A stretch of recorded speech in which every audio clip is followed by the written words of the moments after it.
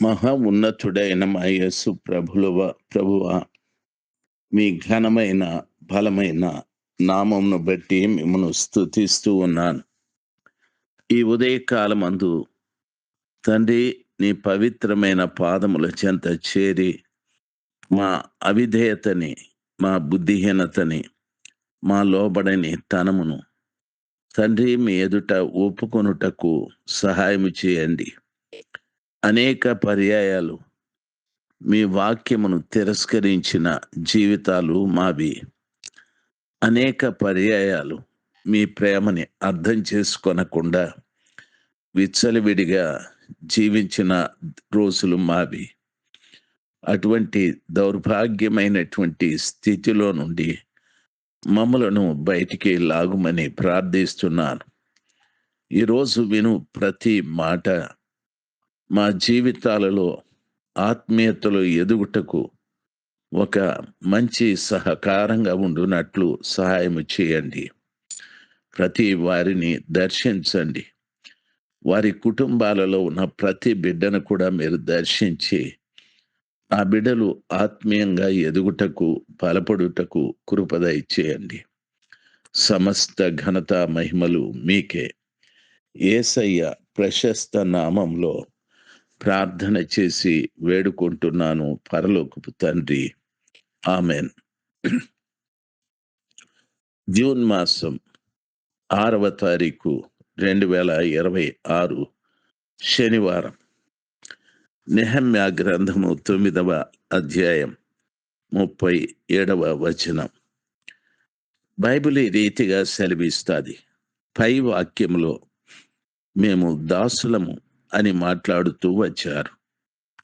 అయితే 37వ వచనములో మా పాపములను బట్టి నీవు మా మీద నియమించిన రాజులకు అది విస్తారముగా ఫలములిచ్చుచున్నది. వారు తమ ఇష్టము వచ్చినట్లు మా శరీరముల మీదను మా పశువుల మీదను అధికారము చూపుచున్నారు గనుక మాకు చాలా శ్రమలు కలుగుచున్నవి అని చెప్పబడి ఉంది. వచనంలో చెప్పబడిన మాట, మొదట మా పాపములను బట్టి నీవు మా మీద నియమించిన రాజులకు అని చెప్పాడు. ఆ దినమున ఇశ్రాయేలు ప్రజలు, మాకు రాజు కావాలి, ప్రపంచంలో అనేక మంది ప్రజలకు రాజు ఉన్నాడు, మాకు రాజు కావాలని ఆ ఇశ్రాయేలు ప్రజలకు రాజు అయిన, ప్రభు అయిన, పరిపాలకుడైన, ప్రేమ చూపెట్టేవాడైన వారి దేవుడైన యెహోవా. కానీ వారు దేవుడైన యెహోవాని తిరస్కరించారు, ఆయన్ను అంగీకరించలేదు. ఆ గొప్ప దేవుని తిరస్కరించడమే కాకుండా మనుషులు రాజుగా ఉండాలని కోరుకున్నారు. అందుకని సమూయేలు ప్రవక్త దినములలో ఒక రాజుని, సౌలు గారిని దేవుడు ఏర్పాటు చేశాడు. ప్రియులారా, ఆ రోజు నుండి ప్రజలను పరిపాలించటానికి ప్రజలే రాజులవుతూ వచ్చారు. ఈ దినమున కూడా మనల్ని పరిపాలించటానికి మనుషులే రాజులుగా ఉంటూ ఉన్నారు. దేవుని యొక్క పరిపాలన క్రింద జీవించటానికి మనుషుడు ఏమాత్రము కూడా అంగీకరించలేదు.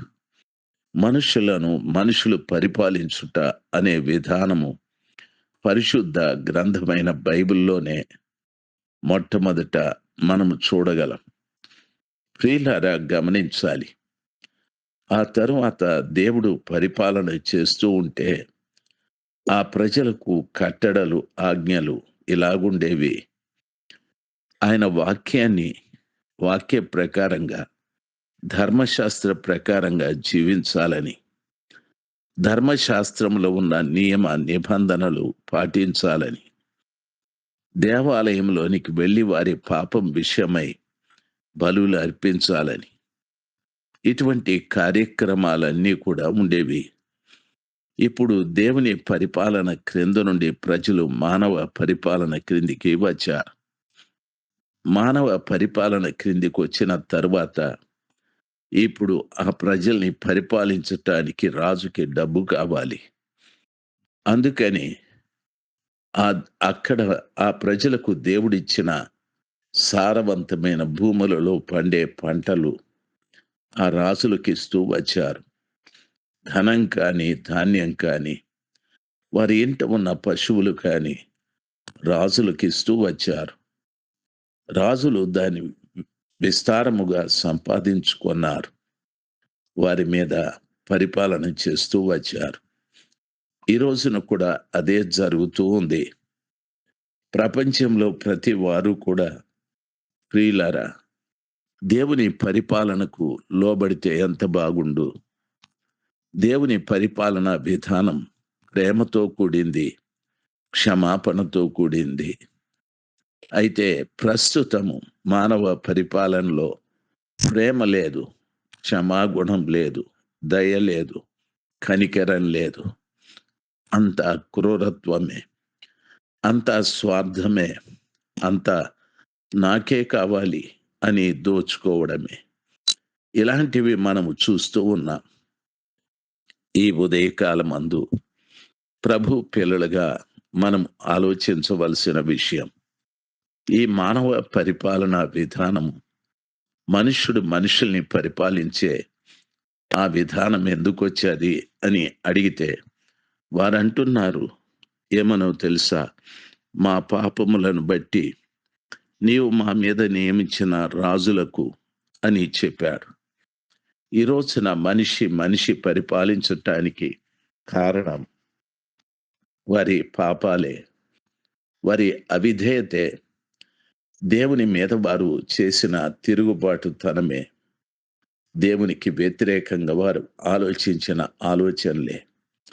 ఈ భయంకరమైనటువంటి పరిస్థితులను బట్టి ప్రియులారా, మనుషుడు మనుషులను పరిపాలించే విధానంలోకి వచ్చాడు. ఈరోజు కూడా అంతే. మనము ఎంత విసిగిపోయినా, ఎంత నొప్పించుకున్నా, అయ్యో ఈ పరిపాలన బాగోలేదన్నా, బాగుంది అన్న ఆ మనుషుల పరిపాలన మనిషి మీద కఠినంగానే ఉంది, ఇబ్బందికరంగా ఉంది. మీరు ఆలోచించండి. మనము ఎంతో మంది నాయకులు మన ముందుకు వస్తూ ఉన్నారు, పరిపాలించటానికి వెళుతూ ఉన్నారు. నాయకులు మనుషులను పరిపాలించటానికి, వారు నాయకులు అవటానికి మన చుట్టూ ఎంత తిరిగారు, మనకెన్ని దండాలు పెట్టారు, మన ముందు నిలబడి ఎంత పౌరుషంగా మాట్లాడారు, మనల్ని మెప్పించే మాటలు ఎన్ని చెప్పారు. అవేవైనా వారు అధికారం లేకొచ్చిన తరువాత జరుగుతూ ఉన్నాయా? లేదు. వారి వారి సంపాదన, వారి స్వార్థం, ఇలాంటివన్నీ కూడా ప్రియులారా, దీనికి అంతటికీ కారణం మనుషులు చేసిన పాపాలే. ఆ అధికారులకు ఆ విధంగా ఉండడం నేను చేసిన పాపం. వాక్యం వింటున్న ప్రతి బిడ్డ చేస్తున్నటువంటి పాపాలే.